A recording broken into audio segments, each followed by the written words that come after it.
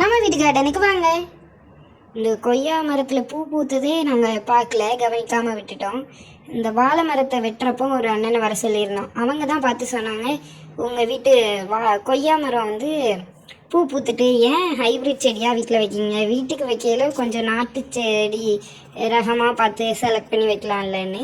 இது வந்து நாட்டு ரகம் தான், எங்கள் பெரியப்பா வீட்டிலேருந்து கொண்டு வந்தோம். அவங்க வீட்டில் இந்த கொய்யா ரொம்பவே டேஸ்ட்டாக இருக்கும். அதில் விதை கீழே விழுந்து முளைச்ச மரத்தை தான் கொண்டு வந்து வச்சோம். அவங்க வீட்டில் இந்த கொய்யா நல்லா வளர்ந்து வர்றதுக்கு ஒரு 5 வருஷம் ஆச்சு. ஆனால் எங்கள் வீட்டில் எப்படின்னே தெரில, ஒரு வருஷத்தில் காய் வந்துட்டு. இது பக்கத்துலேயே இருக்க மாவிலை செடி தானாக விழுந்தது, நாங்கள் வைக்கவே இல்லை. அதுவும் ஒரு வருஷத்தில் காய் வந்துட்டு இப்போ நிறைய காய் இருக்குது அதில். இந்த கொய்யாவும் அப்படி தான், 2 மரம் வச்சோம். ஒரு மரத்தில் நல்ல காய் வர விட்டுட்டு இன்னொரு மரம் அப்படி தான் வளர்ந்துட்டே தான் இருக்குது. இதில் எந்த ஒரு க்ரோத்தையும் நம்மளால் பார்க்க முடியல. அதாவது பூ வைக்கிறது காய் காய்க்கிறது எதுவும் நடக்கலை. ஆனால் மரம் நல்ல பெருசாக வளர்ந்துட்டு. போன வருஷம் வச்சோம், இந்த வருஷம் இது காய் காய்ச்சிட்டு. பார்த்தீங்களா, இதுதான் கொய்யா அந்த பூலேருந்து வெடித்து காய் வர்றது.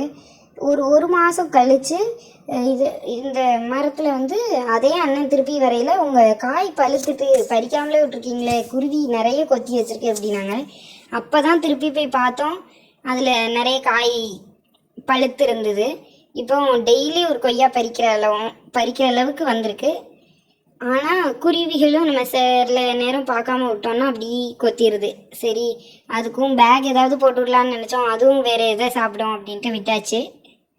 இப்போ இது வந்து நல்லாவே இனிப்பாக இருக்கும். நம்ம வீட்டில் விளைஞ்ச பழம்னாலே அவ்வளோ சந்தோஷமாக இருக்கும். இது வந்து முறையாக பறிக்கிறனால இன்னும் கொஞ்சம் சந்தோஷம் கூட இருந்தது.